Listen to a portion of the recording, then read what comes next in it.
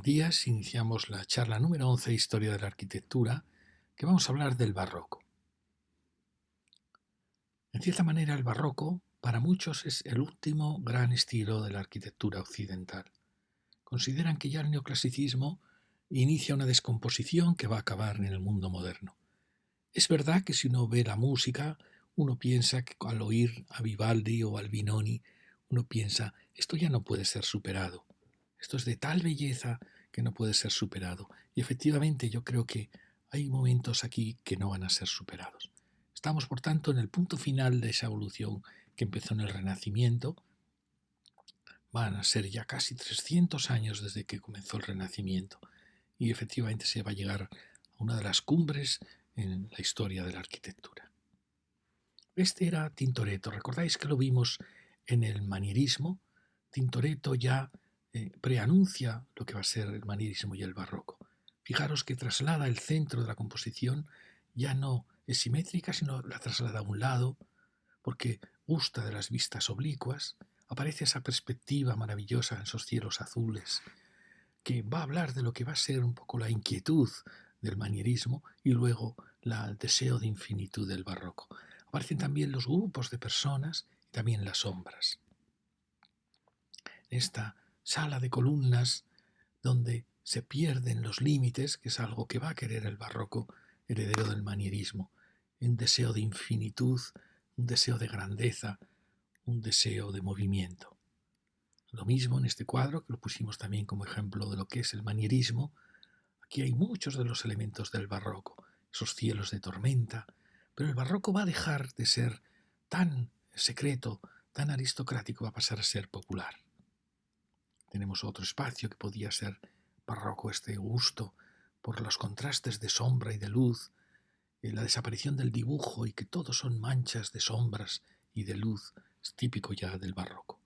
Y aquí tenemos, para entender mejor todo esto, tenemos que entender, porque hay muchos historiadores que consideran que el barroco comienza en el Gesù, en el Gesù que hemos visto en el manierismo.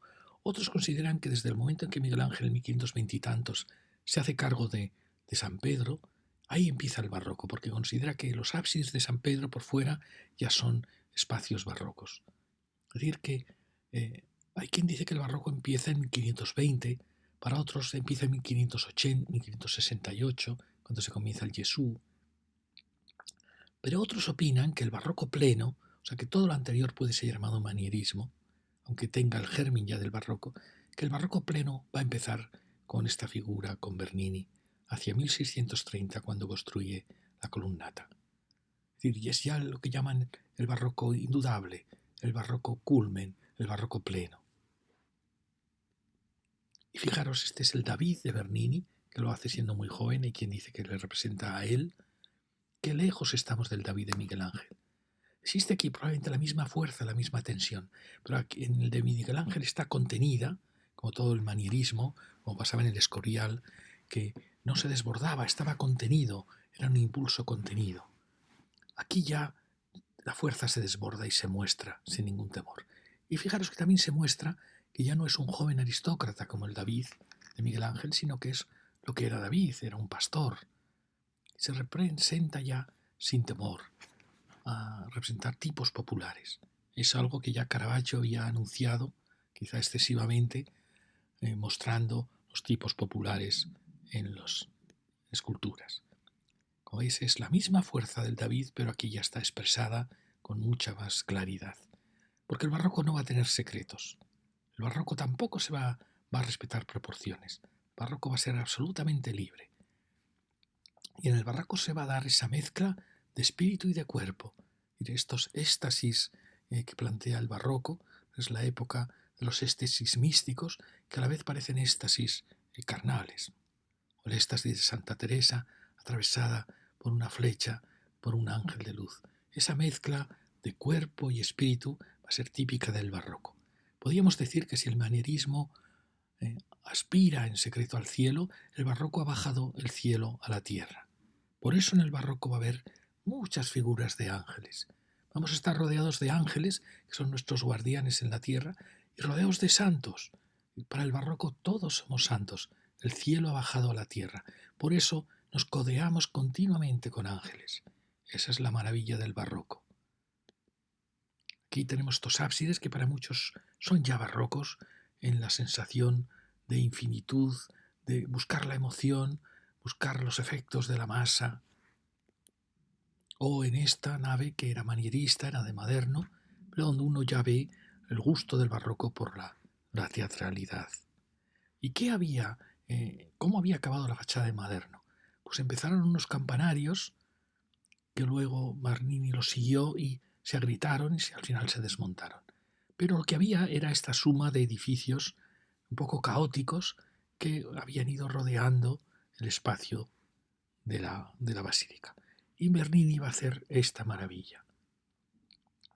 Si el primer Renacimiento había creado la iglesia central, una gran cúpula, el manierismo creó la nave con su enorme fachada para hacer más largo el camino hacia el corazón de la basílica. Bernini va a hacer abrir todo ese espacio, abrirlo al exterior. Él lo dice en su proyecto. Quiero hacer una arquitectura que sea como unos brazos abiertos al mundo, a cristianos, a paganos, a todos los hombres del mundo. Esto es lo que va a hacer el barroco. El barroco se va a abrir al mundo, va a bajar el cielo a la tierra. Es una arquitectura ya, fijaros, sin paredes, es un filtro de columnas, abierto a todas las callejas, a las calles, a las gentes que llegan. Va a poner orden sin destruir, va a unificar todos los contrarios y va a crear la plaza más maravillosa del mundo. La columnata de Bernini.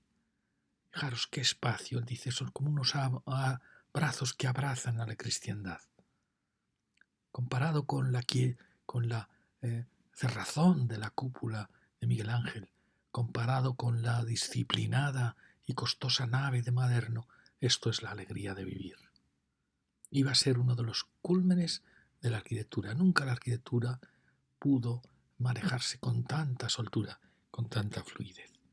Fijaros, aquí estaba cuando las fuentes barrocas de Roma, el barroco va a llenar Roma de fuentes, eran fuentes con cascadas enormes. El agua subía mucho más arriba que ahora. Había más presión en los acueductos reconstruidos.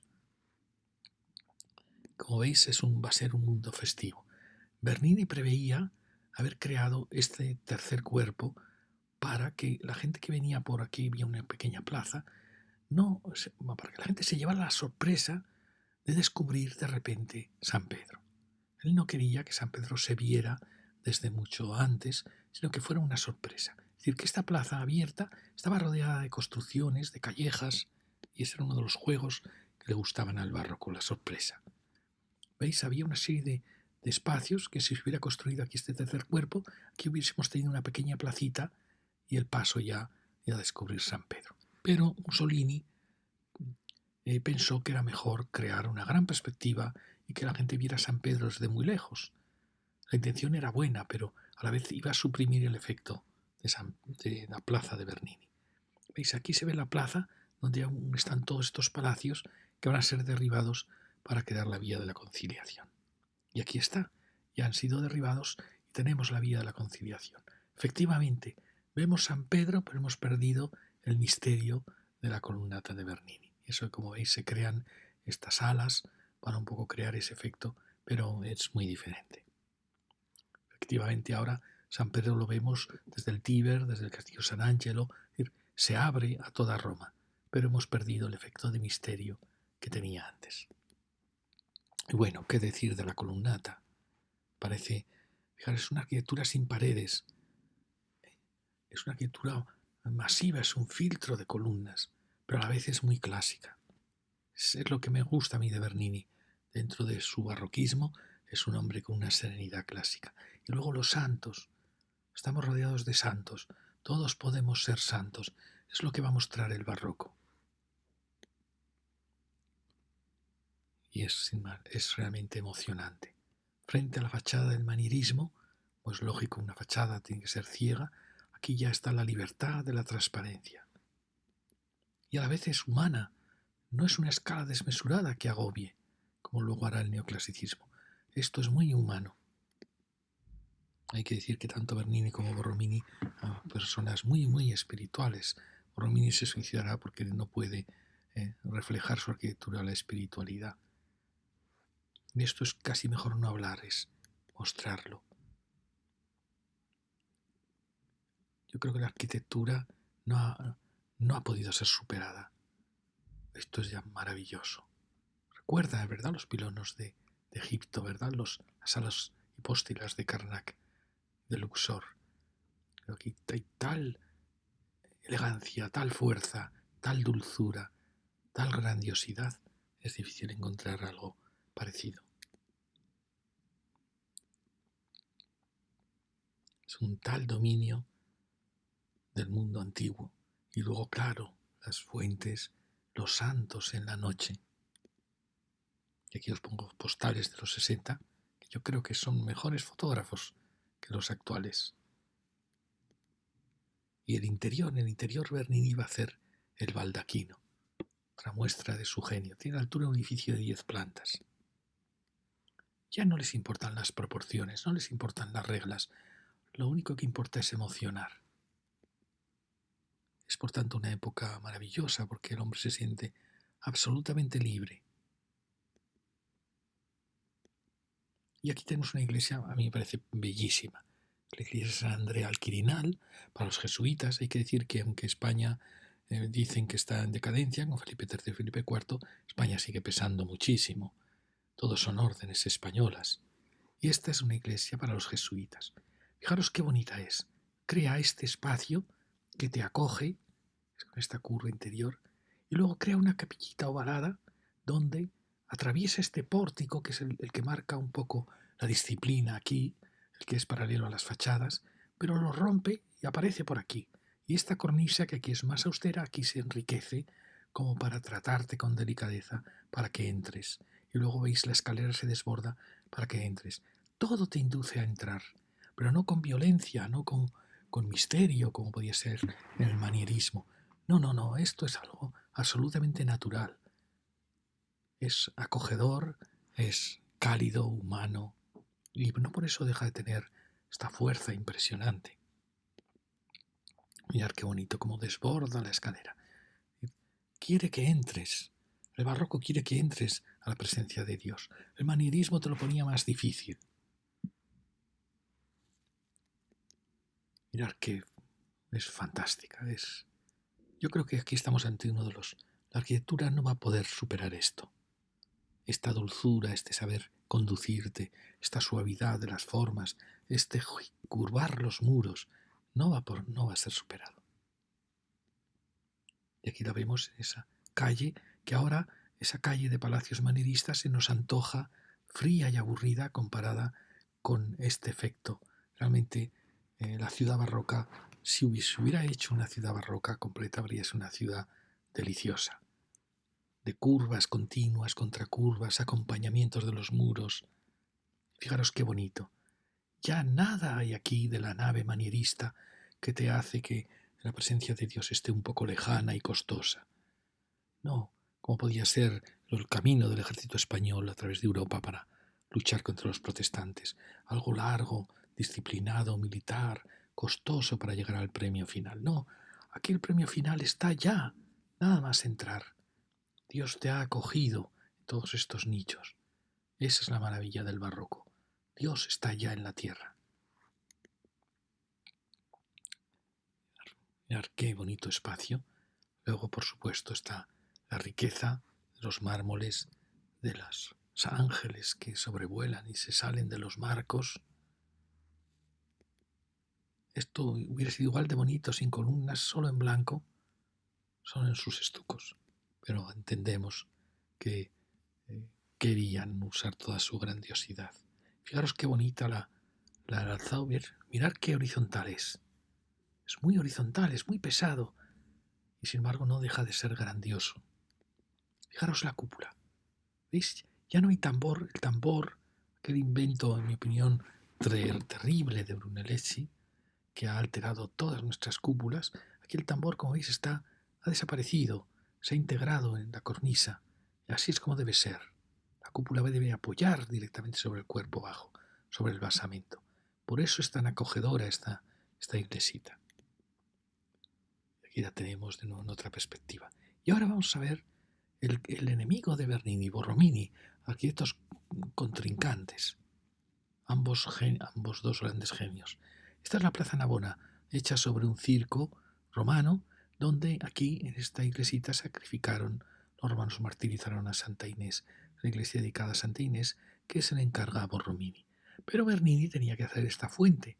Pues como era muy enemigo de Borromini, hace que todas sus estatuas se asusten de la fachada que está haciendo Borromini. ¿Veis? Se asustan, se espantan ante el horror de la mala arquitectura de Borromini. Aquí les vemos. Es curioso En el barroco nada les importaba expresar sus sentimientos. Si les repugnaba un arquitecto, pues lo muestran con sus esculturas. Y tenemos esta preciosa grabado. Y aquí tenemos Santa Inés. Es otro de los genios del barroco. Quizá un poco más frío, en el sentido de que Bernini nos atrapa. Bernini es más horizontal, más pesado. Este es más un arquitecto más del norte. Bernini venía de Nápoles, este viene de Lombardía. Un poco más frío, un poco más intelectual. Aún así la arquitectura, ¿veis? Ha hecho lo mismo que Bernini, es decir, crea una concavidad. Sobre esa concavidad la detiene con el peso de esos torres y luego la cúpula asoma tanto que casi se sale de la fachada. Es también una iglesia genial, pero es un barroco más intelectual, podríamos decir. ¿Veis? El interior, esta iglesia que es más grande, no tiene la dulzura de San Andrea del Quirinal. Pero luego veremos cómo este arquitecto también hace una iglesita de la misma escala de San Andrea. Bueno, y aquí tenemos es una arquitectura de una aristocrática. Quizá Bernini es más popular. Pero Romini, al final de su vida, va a hacer, antes había hecho la capillita, va a hacer esta impresionante fachada. Fijaros la curva y contracurva. En una fachada pequeñísima, la emoción que logra colocar. Aquí la vemos frente a los palacios manieristas. El barroco ha desbordado toda su pasión. Aquí lo vemos, se llama Carlino de las Cuatro Fontana, porque es San Carlos. Y es curioso, es por una orden española también, los Trinitarios Descalzos, cuyo fundador creo que está en Córdoba. Y crean cuatro fuentes, por eso se llaman las Cuatro Fontanas. Fijaros lo mucho que hacen un espacio tan pequeño. Lo que no se sabe en general es que aquí tenemos Santa María Mayor, la estación Termini, la Avenida Nacional, pues aquí está el Quirinal, el gobierno de Italia, y aquí está San Andrea del Quirinal, la que acabamos de ver de Bernini, y aquí al lado la de su archienemigo Borromini. ¿Veis? Bernini y Borromini. Y fijaros cómo esta cúpula, el óvalo va paralelo, o sea, es cercano al que entra, mientras que aquí se aleja del que entra. Entonces, esta impresionante fachada, creo que no puede tener más pasión una fachada, con estas curvas, contracurvas, con estos ángeles que soportan este enorme óvalo. Nunca he sabido bien qué quería representar aquí, si era la Trinidad, porque son trinitarios españoles. ¿Qué quería representar? Este templete es el que pasa la luz a la nave. Fijaros qué pequeño espacio para tanta pasión. Aquí la tenemos. Fijaros que la iglesia, el eje sigue la dirección del que entra, es decir, tarda en acogerte, aunque hay 3 altares, pero es muy diferente a la de Bernini, que inmediatamente estabas ya dentro, ¿no? Aquí el óvalo está puesto en la otra dirección. ¿Veis? Un pequeñito claustro, es un convento enanito. Aquí lo vemos, es más vertical que la de Bernini, mucho más vertical, no solo porque el espacio era estrecho, también el arquitecto tiende más a la verticalidad. Aquí la vemos con su cupulita y bueno, fijaros, es más intelectual, pero también la de tramas y ritmos que hay aquí son como los ritmos del barroco, de la música barroca. Va entrando un sonido, luego otro ritmo, otra composición, luego hay una que va unificándolo todo para culminar en la luz, en la cúpula final. Y esta fotografía, que aunque está un poco deformada, me viene muy bien porque refleja muy bien lo que Borromini quería hacer, asombrarte. descubrirte. Es otra manera de lograr que entres, ¿no? Es que la sorpresa, la admiración, fijaros que es cornisas que casi van a volar y el gran óvalo. Impresionante, ¿verdad? Fantástico. Cuando uno luego ve esos chaflanes, piensa, oh, qué pobreza comparada con esta riqueza. Y es tan interesante esta iglesia que se hizo una maqueta, creo que es un lago de Italia, porque es uno de los hitos de la arquitectura. Fijaros qué bonita la maqueta, en dimensiones naturales, para ver todos los ritmos que ella tenía, todos los juegos, composiciones, todas las historias que cuenta esta iglesia. Y otra de las iglesitas es San Ivo, Sapiencia, una también muy muy interesante de Borromini. Borromini se suicidó porque no decía que su arquitectura no lograba expresar la espiritualidad, no lograba expresar a Dios. Se suicidó. Esa espiral, esa sensación de continuidad hacia lo inacabado. Esa, en cierta manera, insatisfacción también por no lograr expresar la belleza.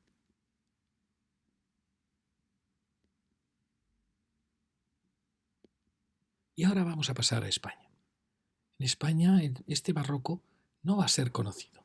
España no va a curvar los muros ni va a tomar herencia de Bernini y Borromini, excepto en la escultura de los retablos, donde ahí va a ser el barroco español. Pero España tiene una tradición de misticismo muy fuerte que va a influir en Zurbarán, en Rivera y en Velázquez. Los monjes hispanos, este contraste de luz y sombra. Estos personajes realmente normales del pueblo, muchachos del pueblo. ¿Lo veis? Este es de la Orden de la Merced. ¿Lo veis? El juego de luces y sombras de la pintura del barroco. El realismo, en parte iniciado por Caravaggio. El juego de la luz, de la sombra, los fondos oscuros. O este maravilloso cuadro excepcional, emocionante. La zona en sombra, la zona en luz. Está morado o este otro. Aquí se refleja toda la espiritualidad del barroco. O esto que es importantísimo, el bodegón. Un bodegón puede reflejar todo el misterio del mundo. Son piezas humildes que les dan la luz, pero pueden hablar del tiempo, pueden hablar del destino humano, puede hablar de la eternidad, del paso de las horas. Lo que luego hará Morandi, pintor italiano del siglo XX, que solo dibujaba prácticamente bodegones. Toda la belleza del mundo podía estar encerrada en una sombra, en la luz de una botella. Esto lo va a mostrar España. O pasamos a Velázquez, donde alguien puede decir, ¿Velázquez es un pintor barroco? No me atrevería a decirlo, porque es tal la cumbre de su pintura, esta Virgen Niña, o los reyes, es tal la cumbre de su pintura, uno no piensa que la pintura puede evolucionar más. ¿Hay algo barroco en los cielos? Sí, quizá esos paisajes, esa manera de pintar con pinceladas sueltas que anuncia el impresionismo. Dicen que deformaba a los caballos, otros dicen que no, que era una mezcla de dos razas de caballos. Pero realmente a él no le importa. Claro, la sierra maravillosa. ¿Quién ha pintado así Guadarrama? ¿Quién ha pintado así el paisaje con esas pocas pinceladas? O esto que me parece a mí insuperable en la historia de la pintura. Yo creo que ya no, esto no se puede superar. ¿Es esto barroco? No, no lo sé. Es sin más, es el culmen. Esto no puede superarse. Fijaros en esta anunciación donde algo del barroco es la aparición ya de gentes del pueblo. Esta es la mujer de Velázquez, su niña, y creen que este es Velázquez. Pero los personajes que empiezan a aparecer son personajes del pueblo. O la mujer friendo huevos. ¿Qué viene a decir este cuadro? Viene a decir que lo importante es la tierra, lo importante es lo terrenal. O estos mostrando a Jacob la túnica de José, podían ser campesinos de España. O esto. Yo os lo digo de verdad, no sabía cómo era posible pasar de ese misticismo, de esa espiritualidad, a lo popular, a lo más humilde. Y mi mujer, que es muy lista, me lo dijo. Me dijo, está claro, por la caridad. Está claro que el misticismo, el conocimiento de Dios lleva a la caridad, a la valoración de lo pequeño. Y estos pobres personajes han sido retratados por el mayor pintor de todos los tiempos. Estos bufones de la corte han sido sublimados, ennoblecidos. Es lo que hará el barroco. El barroco mostrará que el cielo es la tierra.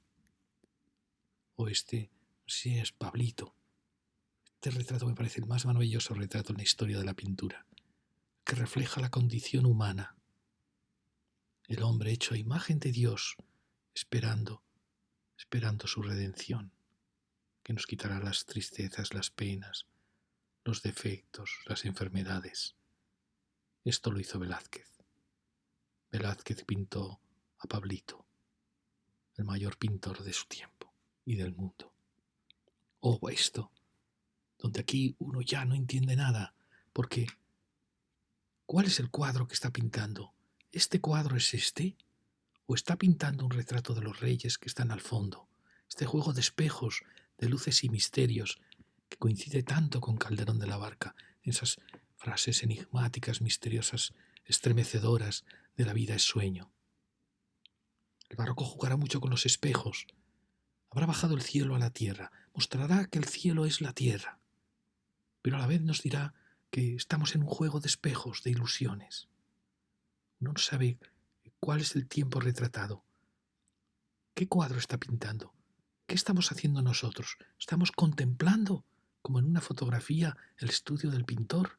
Nunca había pasado eso en la historia de la pintura. ¿Y qué representa esa puerta abierta a la luz al final? Este cuadro interesará mucho a Picasso porque decía aquí estaba la esencia del cubismo, el ver las cosas desde distintos puntos de vista a la vez. Estos personajes que han entrado, pero que nos están mirando. ¿Y dónde está el pintor si está aquí? Si las está pintando, tiene que estar aquí, no aquí.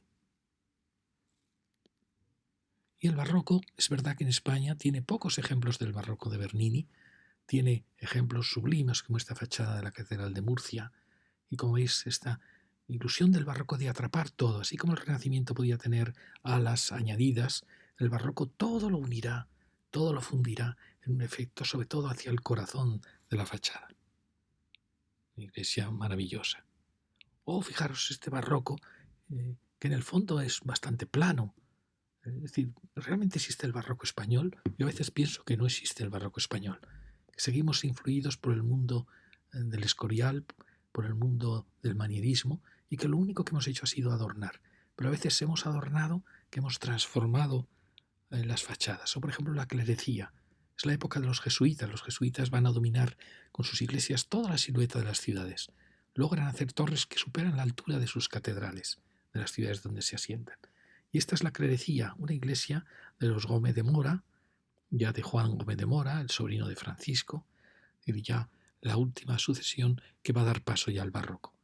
Él no acabó las torres, pero es un edificio impresionante la clerecía. A mí siempre me ha emocionado. Es un edificio de una elegancia, de una seguridad tal. Siempre me emociona esta postal en la noche.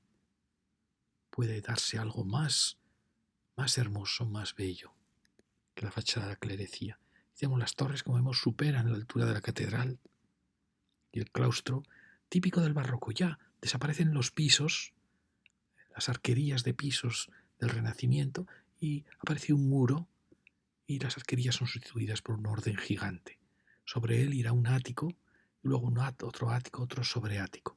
Esto es el mundo ya del barroco. Aquí vemos esta galería, podía ser manierista, pero ya todo esto ya es la culminación barroca. Una verdadera maravilla.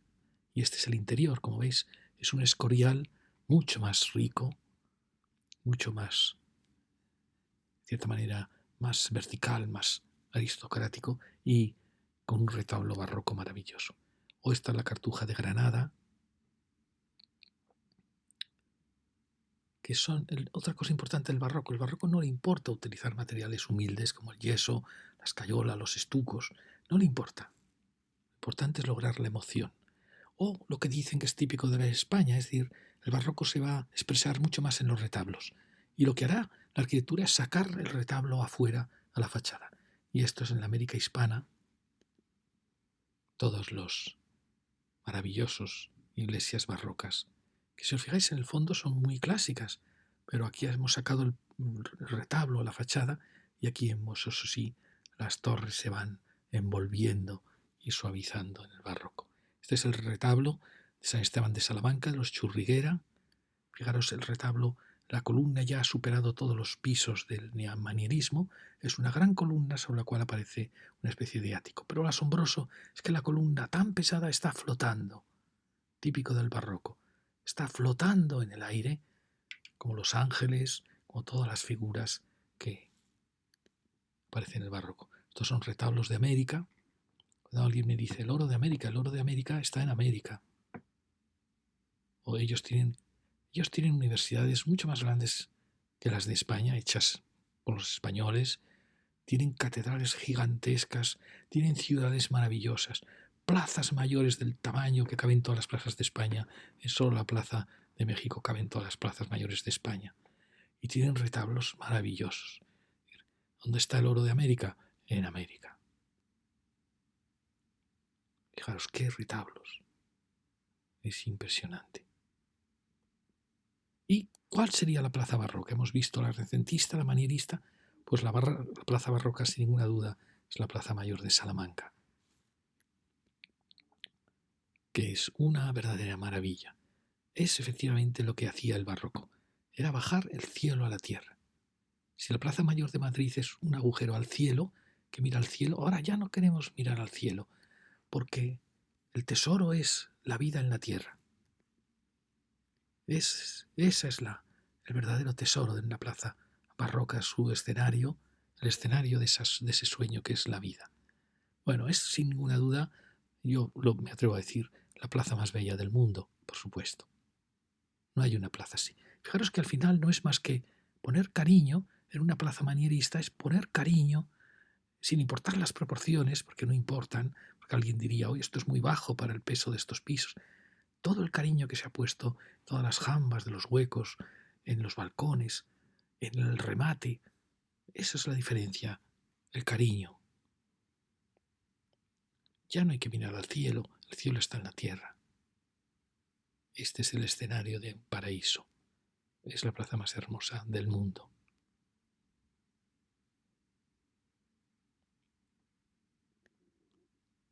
Aquí la veis.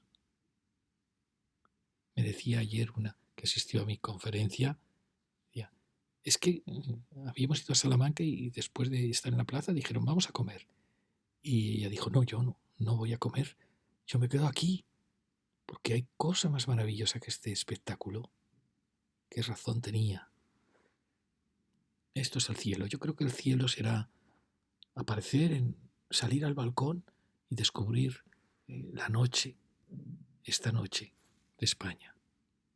Bueno, y como estamos en Navarra, pongo misteriosos ejemplos del paso de gente que había visto la obra de Bernini o de Borromini y que hizo esta pequeña ermita en Sesma, asombrosa, inacabada, por eso aún más emocionante.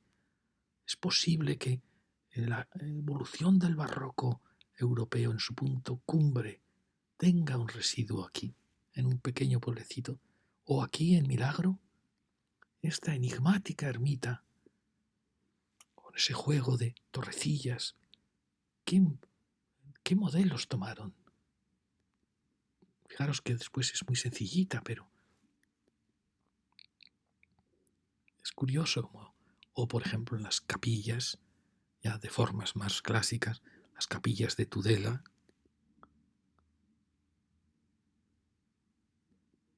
o la enseñanza, la compañía en Tudela también, que esto me parece un interior, yo creo que insuperable. Fijaros la riqueza, estas columnas que sujetan un santo. Me parece maravilloso. Las celosías, parece insuperable este espacio. O, por ejemplo, este palacio, que es muy austero por fuera, tiene estas pinturas, y que por dentro, fijaros, toda su cúpula está flotando, sostenida por los ángeles. Es realmente apasionante. Impresionante. Es el Palacio Marqués de Huarte, hoy Biblioteca de Tudela. Realmente, claro, esto está hecho con unos hierros que cuelgan de las maderas que... Pero bueno, la vida es sueño, la vida es una ilusión. ¿Por qué no hacer flotar una cúpula flotando sobre el cielo? Sobre la escalera, fijaros que el Palacio Barroco se va a olvidar de los patios renacentistas y va... ¿Recordáis que ya Palladio tapaba el patio con una cúpula? Pues ahora en el barroco lo importante es ese caminar, ese desfilar, ese pompa, esos trajes que lleva el marqués. Entonces lo importante es que le vean desfilar y crean todo este espacio de desfile con 4 puntos donde puede subir la escalera para ir subiendo a su palacio. ¿Cómo luego se sube al siguiente piso? Eso no importa al barroco. Habrá una escalerilla para subir al segundo piso. Lo importante es subir al piso primero. Fijaros qué recorrido. Esto es el barroco.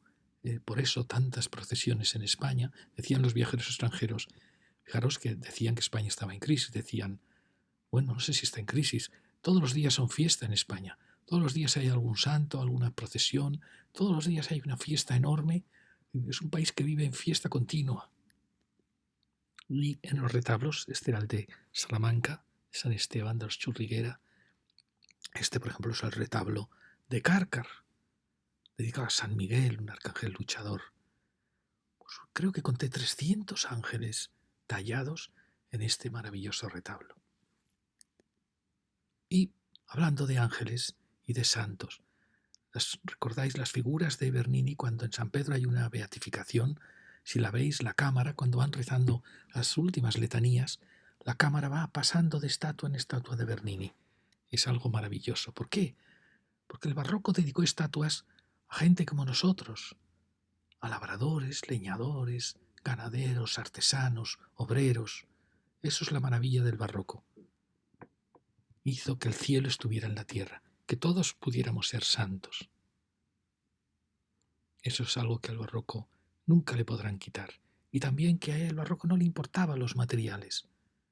Si el David de Miguel Ángel era un mármol valiosísimo que había sido salvado, y al barroco no le importa hacer las estatuas de alambre, o las estatuas del Belén, de espadadrapo, de cañas. Lo importante es el ángel, el hombre. ¿Y cuál es el héroe del barroco?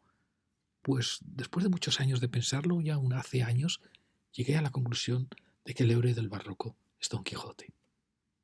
Porque Don Quijote tiene todos los sueños del hombre. Es un hombre espiritual y a su vez va con un hombre muy realista. Pero si leéis la obra de Unamuno, maravillosa, dice, bueno, en el fondo Sancho es muy idealista también porque es un soñador. Piensa que Don Quijote, que cualquiera puede ver que está completamente loco, piensa que le va a hacer gobernador de los reinos y va con él. Son una figura maravillosa. Siempre Sancho quiere ir por un camino y Don Quijote por otro, uno en un burro y el otro en un caballo. Refleja perfectamente lo que es el hombre, ese ser espiritual, soñador, utópico y a la vez un ser realista. Y Unamuno habla muy bien cuando dice, Don Quijote es como una especie de Cristo sobre la tierra, porque ve a unas prostitutas, a unas rameras, y las transforma en princesas. Es como cuando Jesús dice, todo lo hago nuevo. Ve a unos galeotes prisioneros y los transforma en caballeros. Todo lo hacían nuevo, y todo lo redimían, todo lo ennoblecían. Una camarera de un mesón de la Mancha es para él la más bella de las princesas. No tienen horario, no tienen tiempo, no tienen trabajo. toda su vida es una aventura continua. Esto es el barroco. Es el paraíso. Ven el desierto de la Mancha, lo ven como una tierra paradisíaca. Este es el héroe del barroco, Don Quijote. Y, por supuesto, Dulcinea, esa muchachita camarera en un hostal de la Mancha que para Don Quijote es la más bella de las mujeres, la más noble, la más digna, la más hermosa, y le llama la emperatriz de la Mancha. Muchas gracias.